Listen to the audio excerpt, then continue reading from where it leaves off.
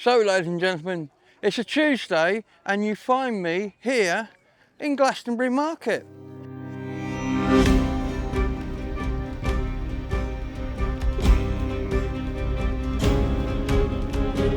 I've come down today to see the stall holders, to see what they're selling, to see what goes on down here, because this has been going on in Glastonbury for quite a while, and there's loads and loads of stuff here, but unlike most markets, a lot of what you can buy here has been made by the people selling it, which I think is really nice. It's a different market to what you would normally see, but you'll see as we go around in a minute that this is a much more interesting market than what you would normally find.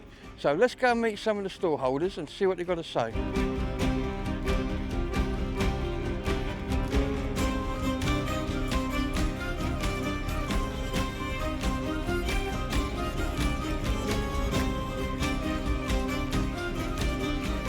Ladies and gentlemen, I'm with Sandra. Hello, Sandra. Hello, Gabriel. And Sandra's an artist, and her stall is rained out behind us. How long have you been on the market? About 7 years. 7 years. I bet you've seen a few changes, haven't you? Very much. We started off on Magdalen Street. We did, yes. We did. And every time the buses went past, everything shook. So all my paintings were going like this. But now we're in here and it's like a proper market. Because I was saying earlier on, prior to Magdalen Street, it was in the other market. It was in St John's Car Park. Which was brilliant. Which was lovely. But out of the way. Out of the way, I guess. Yeah, We're this is more obvious. People see obvious. it. And I guess with people coming to the information centre and landing by bus here, it's much perfect. Better. It's perfect. Much better.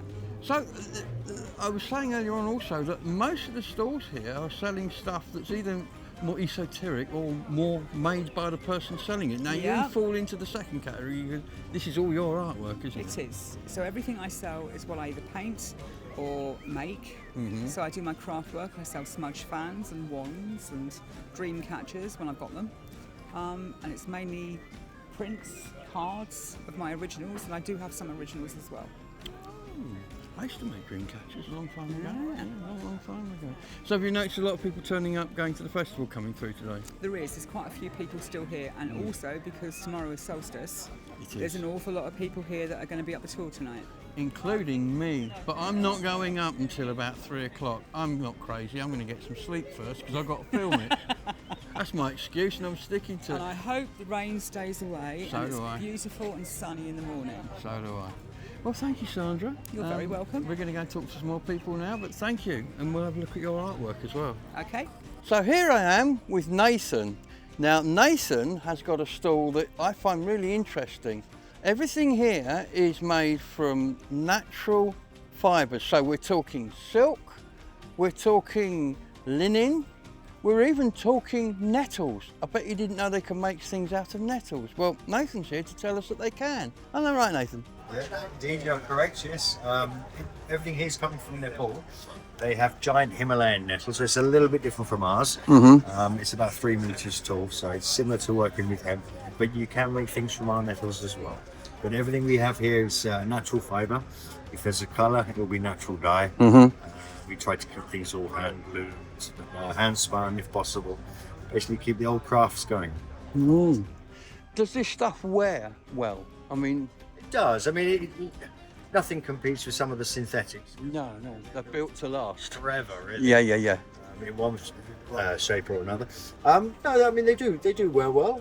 And the good thing with these is once they have reached the end of their longevity, you can compost them. You can compost them, of course. So I was looking at the hand-spun nettle hemp and the silk and the linen. This is for making your own things on a loom, is it? It's for weaving, knitting, crocheting, any kind of knotwork, macrame. Some people just use it for gift wrap.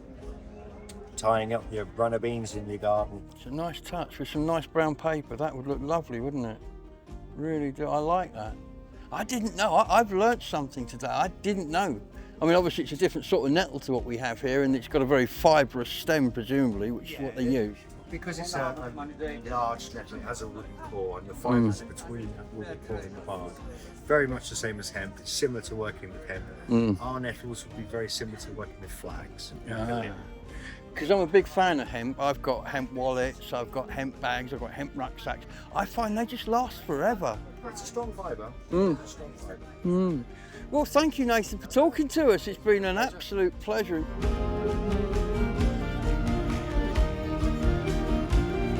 Well, the diversity continues because now we've joined Chloe, and Chloe does natural products like candles, like, what are these things? So these are lotions and serums.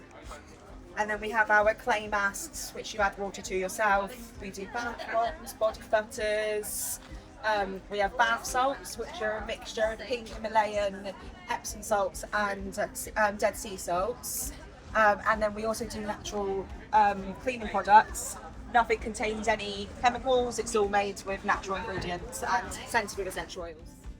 Now, as a bloke, most of that might have well have been in Swahili. So, for the guys amongst us, what do these things do? I mean, we know what candles do. These are scented, obviously. They're beautiful.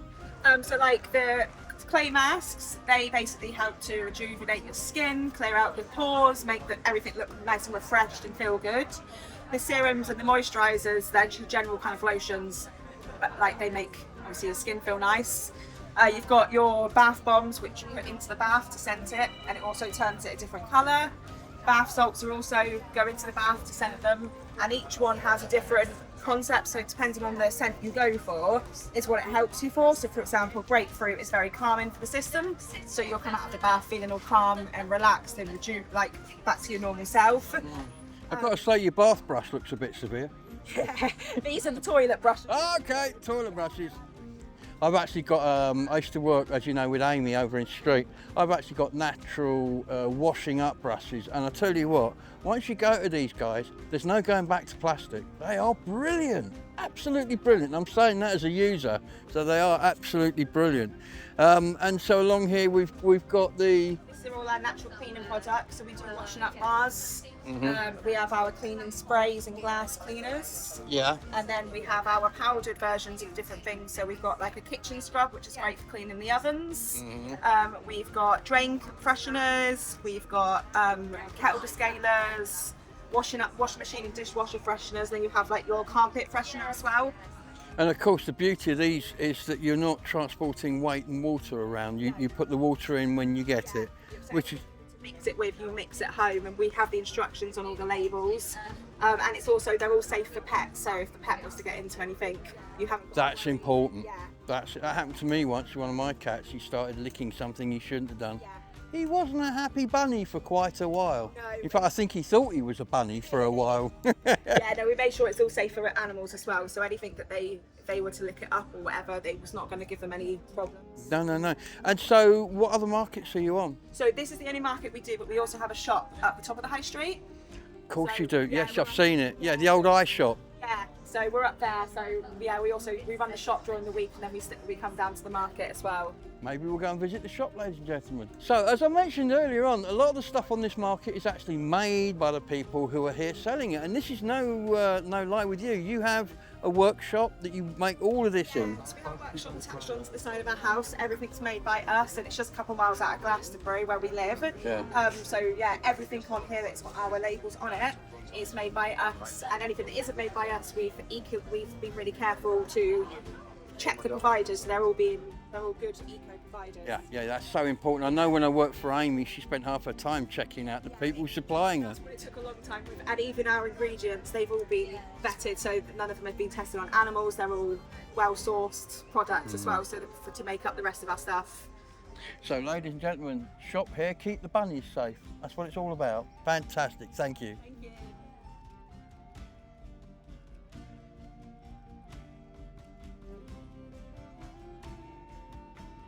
So here I am with Donna from Elemental Ceramics. Now Donna is a ceramicist, as you may well guess, and this is all your work here, is it? It is, yes. Fantastic.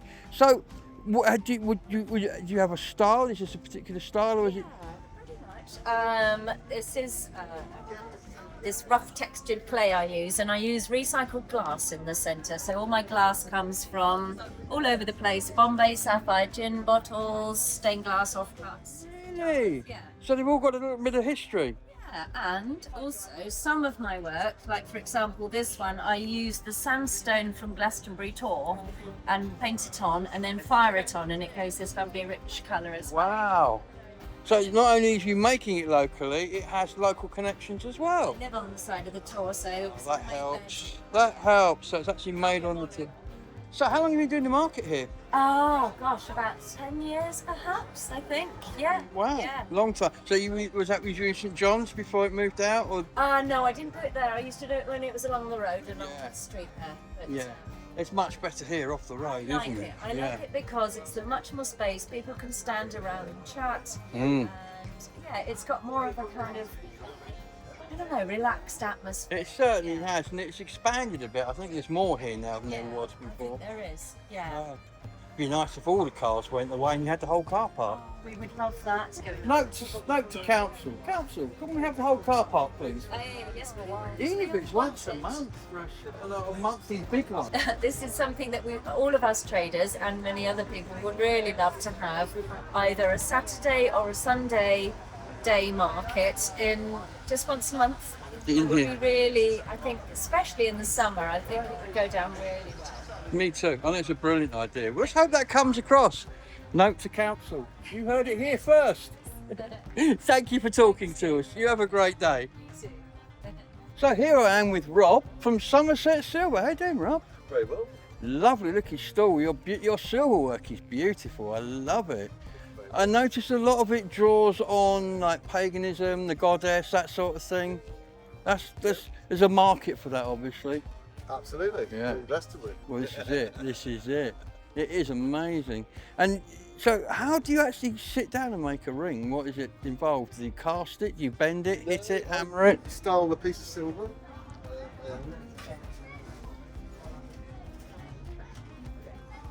Piece of silver like that. Right. Cut it to the right length. Yeah.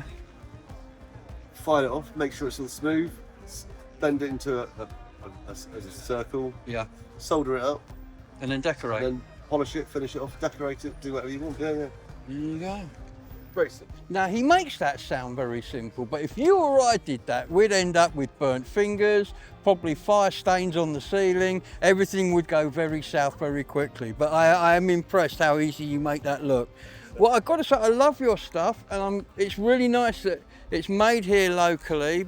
Like everything else in this market, we have got a really strong tradition of locally produced craft work and produce, which is really important. So if you're in the area, come down and have a look at what's going on here, because there's tons to see. Thanks, buddy. Thank you very much.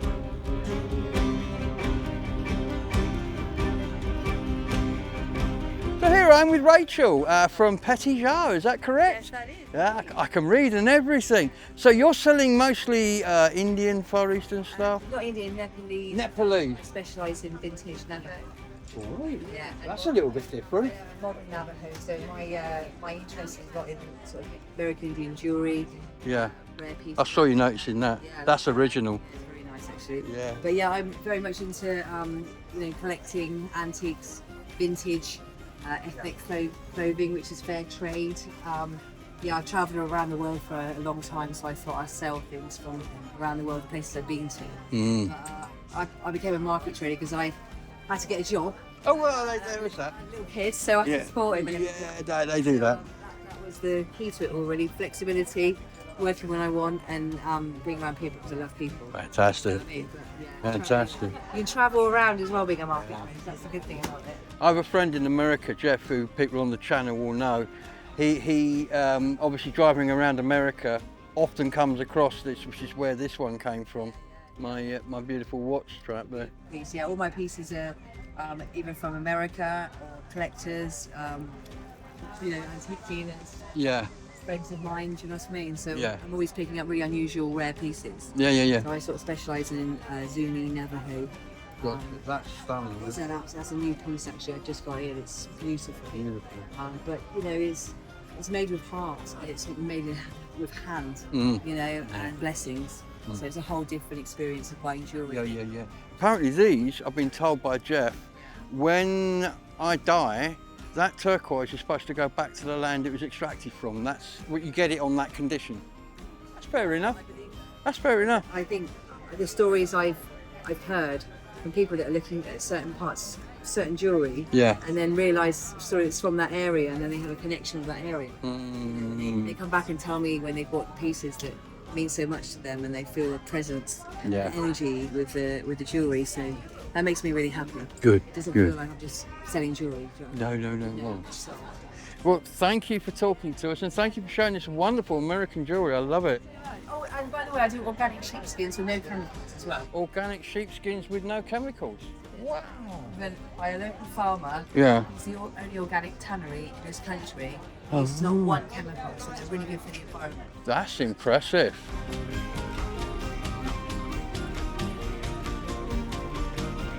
So, ladies and gentlemen, I'm here with Leela from Creations of Avalon with all her wonderful jewellery, which is made right here in Glastonbury, isn't it? About half of it. Half of it. Well, that's better than none of it. It's better than none of it, definitely. And of course, you do get some lovely designs when you make it here, because they can be more Glastonbury orientated, can't they? Well, that's mainly what I do, is the symbolic jewellery. So I supply Chalice Well and also the Abbey shop. So I've got the Lady of the Lake, the Excalibur and Arthur's Cross, and obviously the Chalice Well and Vesica Pisces. Oh, and the tour. Oh, and the tour. Let's not forget the tour, ladies and gentlemen. Let's not forget the tour. So, do you find this outsells the non-spiritual stuff? No. No, it doesn't.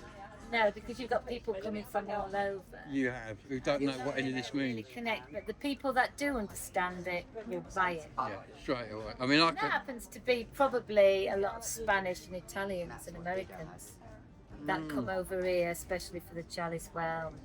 You know, all that really. So, and the spring and stuff. And you've got a message going on down here. Cash is freedom. Use it or lose it, ladies and gentlemen. Excellent. Anyway, listen, you've got customers. I'll leave you to it. Thanks for talking to us. Bye-bye. She's just deciding if she wants All right, then, look, you come back to this when you're right. So here I am with Graham on what I can only call the crystal stall, because it is ranged out in front of me. Loads and loads of crystals. How you doing? Yeah, fine. Good. Summer solstice, nice and busy. Lots Chick- of tourists. Lots of all that. Yeah, absolutely.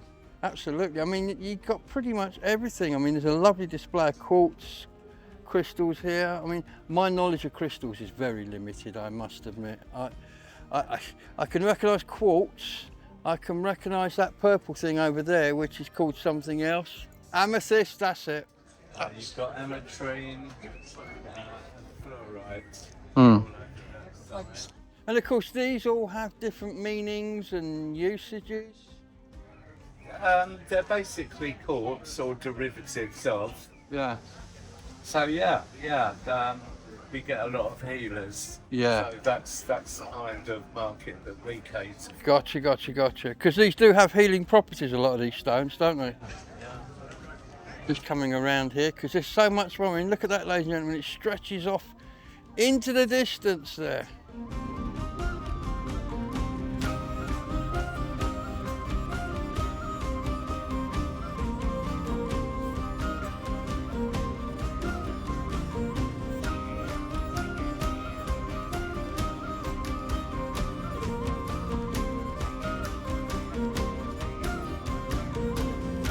Well, so thank you for taking the time for talking to us, and don't forget, ladies and gentlemen, if you're in Glastonbury and you need crystals for healing purposes or whatever, Tuesday market, come see this man. If he hasn't got it, they probably haven't invented it yet. Okay. Yeah, we're certainly the biggest crystal stall on the market, full stop. And we don't go anywhere else. We just do Glastonbury market. And that's it. One day a week. One day a week, that's enough. Thank you very much. Here's an interesting fact I've just heard, ladies and gentlemen. If you want to know what 4 tons of crystals looks like, you're looking at it right now.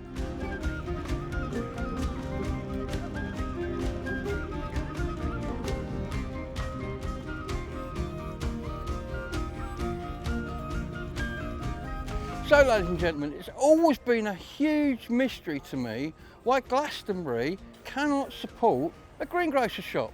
We've had many open and all closed. I mean, they've been really good ones, some of them. But we cannot seem to, we've kept a butcher. We've had a butcher for years, but here in Glastonbury, the surprise is no greengrocers. However, we do have wonderful institutions, like here we have Paddington Farm and we have Plotgate, who are producing good quality food without the chemicals in the local area. But sadly, you have to wait for a market or an event to go and buy it, or go to the site. But I've got Ray from Paddington Farm. Now, Paddington Farm you've seen on my videos before. It's a fantastic place, 1.5 miles out of town, up on the side. They do some cracking work up there, but they also grow this produce. How long have you been coming to the market here? Well, I've been working in the store for about 9.5 years, I think. That's a long time, isn't it? Run the store. No, but you've been involved with it for that long. So how long have you been coming here? Oh, a little bit longer than that, a little bit over 10 years. Because Paddington Farm's just been going forever, hasn't it? Paddington Farm's been going for a long time, yeah. But I think that the store's been going for at least a dozen years. Somebody else was running it before. The current guy who runs it, Rob. And yeah. You've only got to look at the quality of these vegetables as I pan across them, ladies and gentlemen. Look at this. I mean, it's beautiful. And they're all different shapes. None of these supermarkets, they've all got to be the same shape. We don't do that at Paddington, do we? No. It's all organic, so it's all comes up as it comes up. Fantastic. So, if you're in Glastonbury and it's a Tuesday, do not go to the supermarkets. Come here to Glastonbury Market and get yourself some proper vegetables, grown properly, locally. Thank you for your time. Thank you. I should also point out, ladies and gentlemen, I came to the market later in the day so that they wouldn't be too busy to talk to me. So what you see here is what's left at gone 1 o'clock in the afternoon. So imagine what this looked like at 8 o'clock this morning. Ladies and gentlemen, I'm sure most of you will need no introduction to the benefits of CBD remedies. But here in Glastonbury Market, we have our own stall, and it's by a company called Bluestone Remedies, and I'm here to talk to Adam all about the benefits of this stuff and what it can do for you. Fill us in. CBD? Yeah. Famously, it reduces inflammation. Mm-hmm. That's the big one. So things like arthritis, tendonitis, diverticulitis, dermatitis, anything with an itis at the end of it. It helps reduce inflammation quite dramatically. And that, of course, reduces pain. And the other side of it, it reduces anxiety, and which leads into a lovely sleep response. So yeah, they're the three big reasons why people take it. I know I've spoken to people about it and they said, oh, I don't want to do that, I don't want to get stoned. You don't get stoned on this, it's one of the elements within it. Everything else that makes you get stoned has been removed, so this is all beneficial. But think of it as a herbal drug, I guess. Yeah, well, it's a herbal remedy. Herbal remedy, yeah. Herbal remedy, but to get the best of it, you need to be whole plant or full spectrum. Okay, so you're getting all of the cannabinoids, things called terpenes. Terpenes, yeah. Really is important. Yeah. So yeah, just be careful of the provenance, where it's come from, and just do a little bit of research. But you've got the oils that you take internally under the tongue. Yeah. Gets in the bloodstream, has this lovely full body anti-inflammatory response. Or the balms that you use locally and topically to reduce inflammation in joints, things like arthritis. That's our biggest client. Yeah. And I suppose you get people coming back all the time because this is changing their lives, isn't it? Glastonbury and Wells actually is a great tourist centre. So people come and have a nice chat. I'm a massage therapist as well, so I know what they're talking about. All the problems and signpost them into different sort of therapies and what's best in terms of a balm or an oil. But then they'll go back to where they live, like Cornwall or Edinburgh or Finland, or and then I've got a little website that I can post. So here's a question, and this is going to show up my ignorance. As a masseur, can you use CBD massage oils and get like benefits of a massage and the CBD being rubbed in at the same time? So look, I did an oil. Oh look, there it is. That answers my question. CBD and CBG. CBG is the next big thing you'll hear about. It's got very similar properties to CBD, but it's also great, slightly better at releasing contractions in muscles. Slightly.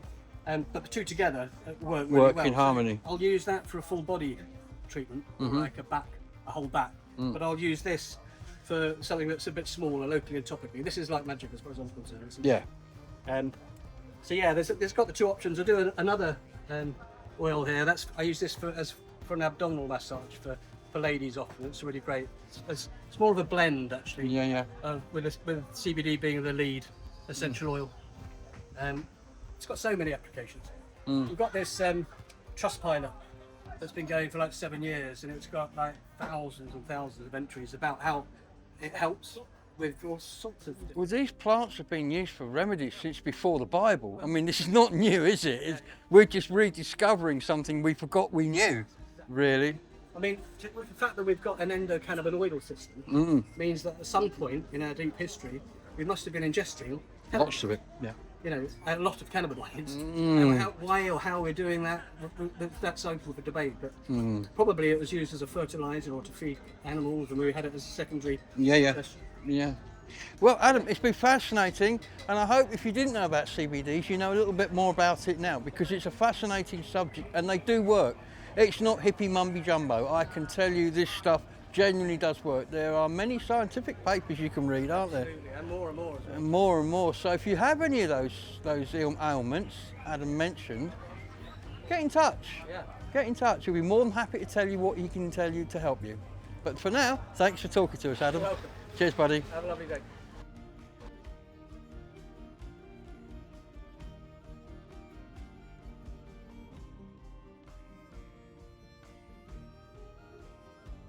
Okay, ladies and gentlemen, I had to come here, even though the lady that runs the stalls had to pop off for a minute, just to look at these pies. Now look, why would you go anywhere else and buy a pie when you can come here? Look, now that is what a pork pie looks like, just like that.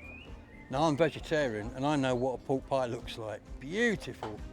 And the cheese, everything produced over in Wolverhampton. So again, like we were saying before, local, produced locally by local craftspeople. Pity the lady wasn't here, but there you go. Beautiful, beautiful stuff. And look, cave-aged cheddar. Oh my word! I love cave-aged cheddar. Well, I'm joined by Sheila at the Falafel Stool. Now, ladies and gentlemen, you see falafel stalls and you see falafel stalls, but I've heard really good things about this particular falafel stall. Where are you from, Sheila? Israel. You're Israel. Now, there you go. See, now that's the secret. If you want to find yourself a good falafel, find yourself an Israeli. That's fairly true, isn't it? Yeah, it's true. So you've been coming here how long? A couple of months. Couple of months. How are you finding it? Yeah, it's really nice. Good. Good. I'll have to come back and have a falafel when I finish filming, because I do like falafels, and there's some beautiful cheese next door as well. Well, I hope everything goes well. I'll be back. Thank you. Oh, I'm definitely going back there, ladies and gentlemen. Oh, I do like a good falafel, and the smell coming out of that place is amazing. I think it must be the time of day, because I'm coming across several stalls where they've all cleared off, but I had to come and look at this one. Look at these lovely little creatures. Fox brooches, all made with textiles. Oak leaf. Oh look, here's the badgers. They're amazing. Key rings. Wow, these are beautiful. It's a pity the lady's not here, but oh, look at the little shoes, fairy shoes. Wow. Now, how many markets, ladies and gentlemen, can you go to in the UK and come home with a pair of fairy shoes? I put it to not very many. Not very many. Look, dragonflies, hares, deers. Oh, it's amazing. This is wonderful. Mushrooms. Well, don't forget, ladies and gentlemen, if you are near the Glastonbury market on a Tuesday, this lovely lady will be back by then, I'm sure, and she'll be happy to serve you with one of these things that she makes herself locally. Fantastic. Let's move on.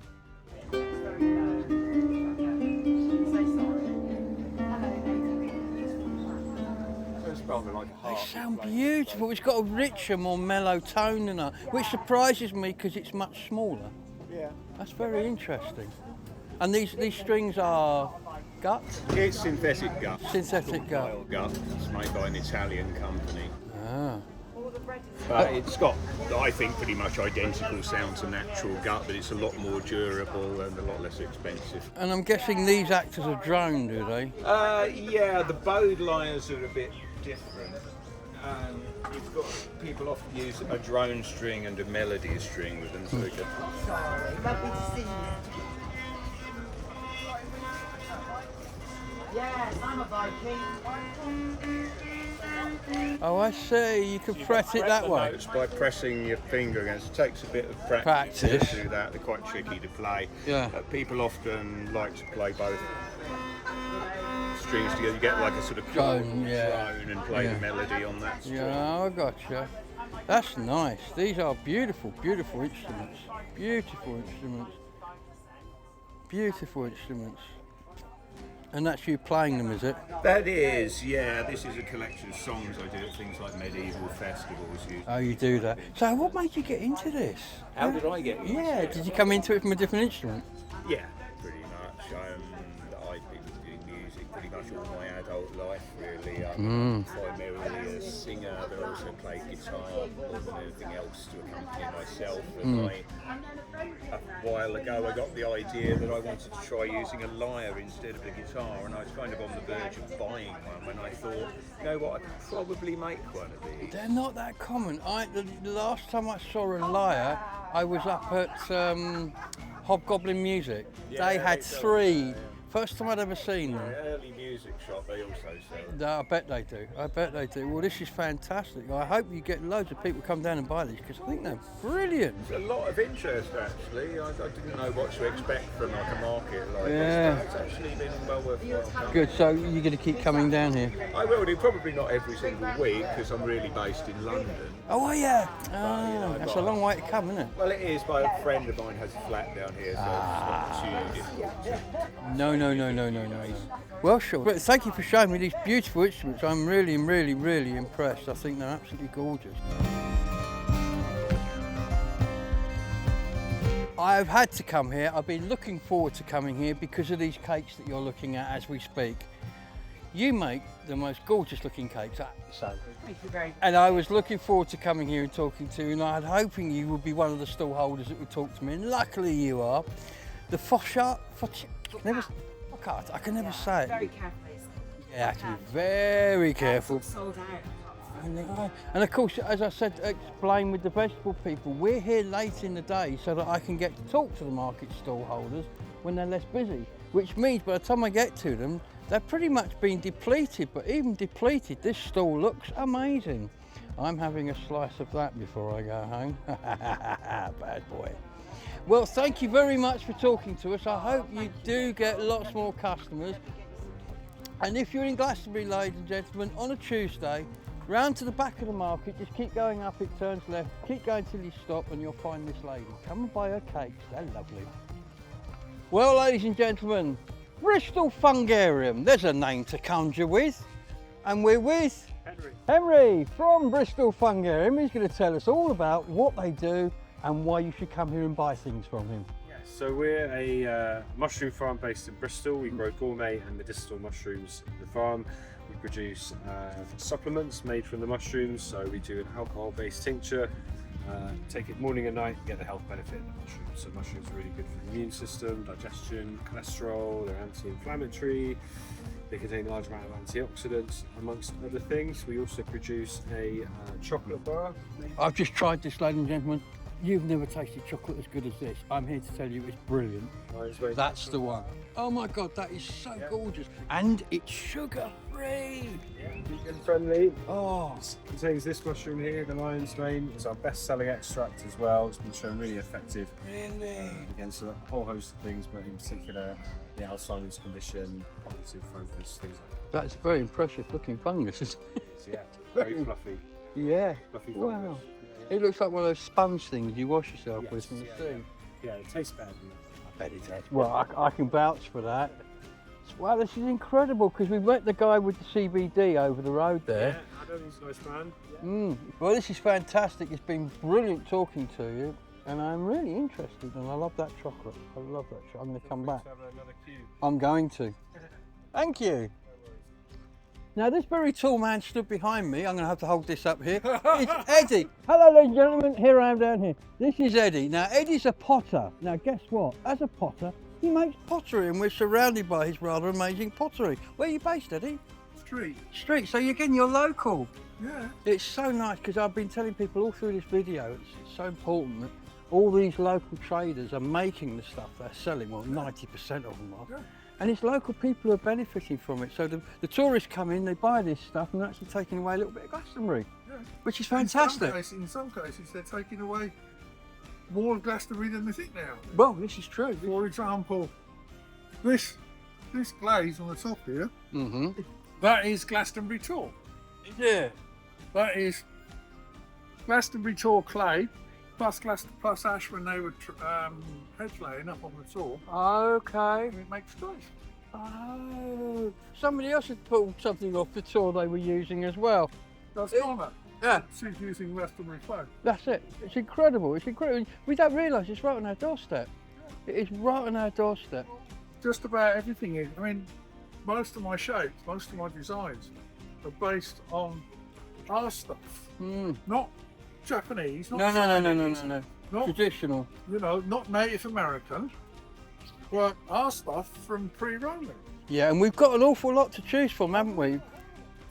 We don't actually need to rip off other cultures' stuff. No, we've got our own. It's rich. It's another part of colonisation. It's very rich. Well, thank you very much for talking to us, Eddie. No worries. If people are in Glastonbury, again, I keep saying this, but come down to the market, see these wonderful people. They're all selling stuff they make, and you should come down. If you've got her in the area, come down and support them, buy something. Even if it's a bar of chocolate, come and see these guys because they're selling some really amazing stuff. Thanks, Eddie. No worries, mate.